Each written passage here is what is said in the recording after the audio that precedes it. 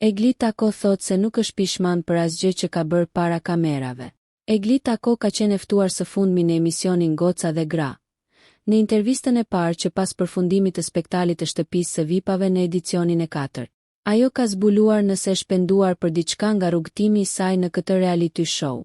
Ish konkurrentja u shpreh se çdo gjë nga rrugtimi i saj brenda shtëpisë i ka dhënë një mësim. Nuk bëhem pishman nga asgjë që kam bërë në shtëpinë e VIP-ave. Çdo hap në jetë është një mësim. Duke gabuar, duke mësuar.